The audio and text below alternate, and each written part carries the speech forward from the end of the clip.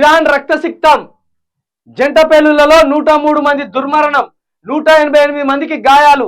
మాజీ general Soleimani సమాధి వద్ద దారుణం. ఇరాన్ రక్తసిక్తమైంది. బుధవారం జంట పేలుళ్లలో 103 మంది మరణించారు, 188 మంది గాయపడ్డారు.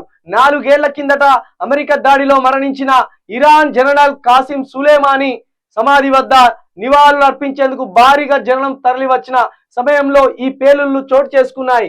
ఘటన స్థలం కేర్మాన్ ఇరాన్ రాజధాని టెహరాన్ కు 820 కిలోమీటర్ల దూరంలో ఉంది. ఈ పేలుళ్లను ఉగ్ర చర్యగా ఇరాన్ అధికారి ఒకరు పేర్కొన్నారు. అయితే దాడికి బాధ్యులెవరనేది ఆయన వెల్లడించలేదు. ఏ గ్రూపు పేలుళ్లకు తామే బాధ్యులమని ప్రకటించలేదు. ఇజ్రాయెల్ హమాస్ మధ్య యుద్ధం నేపథ్యంలో పశ్చిమాసియాలో ఉద్రిక్త పరిస్థితులు నెలకొన్నాయి. ఈ సమయంలో దాడి జరగడం గమనార్హం.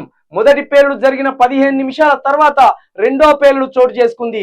ఈ దాడులను ఉగ్రవాద చర్యగా కేర్మన్ ఉప గవర్నర్ రెహమాన్ జలాం పేర్కొన్నారు. ఇరాన్ కు ప్రవాస గ్రూపులు, మిలిటెంట్ సంస్థలు, విదేశీ శక్తుల నుంచి ముప్పు పొంచి ఉందని వివరించారు. పశ్చిమాసియాలో హమాస్, లెబనాన్ కు చెందిన హెజ్బొల్లాకు, మెమోన్ కు చెందిన హౌతీ రెబల్స్ కు ఇరాన్ మద్దతుగా నిలుస్తుంది. ఏ పాపం చేసుకున్నారో ఏ జన్మలో కానీ ఇరాను, ఇరాకు, ఇంకేంటిది ఇది లెబనాను, అదేవిధంగా ఇవన్నీ దేశాలు, ఇటు ముస్లిం దేశాలు ఏవేవైతే ఉన్నాయో ఆఫ్ఘనిస్తాన్, ఇరాన్, ఇరాకు, ఇవన్నీ కూడా ఏ పాపం చేసుకున్నాయో ఏందో కానీ ఎప్పుడు ఎవడో ఒక్కడు కాల్పులు, దాడులు, బాంబులు, ఒక్కరోజు కూడా ప్రజలు కంటి నిద్రపోయిన దాఖలాలు ఉండే అక్కడ. ఎందుకంటే అంత తీవ్రమైన ఆలోచనతోటి మతం కేవలం ఇక్కడ ఏం లేదు, మత గొడవలే ఇక్కడ కూడా. క్రైస్తవులకు ముస్లింలకు మధ్య అక్కడ మత గొడవలు. కేవలం మత పిచ్చి వల్లనే ప్రపంచం ఏదో ఒక రోజు ప్రమాదంలో పడుతుంది. ఆ మత పిచ్చిని మన మైండ్లోకి వెళ్ళి తీసేస్తే ప్రశాంతంగా ఉంటాం.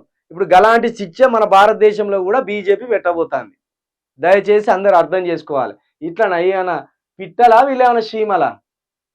గింత మంది, 188 మందికి గాయాలు, 103 మంది దుర్మరణం. ఇక చూడుర్రి ఎంత భయంకరమైన బాధ ఇది. ఈ ఫ్యాన్ ఒకసారి గిట్టు తిప్పు.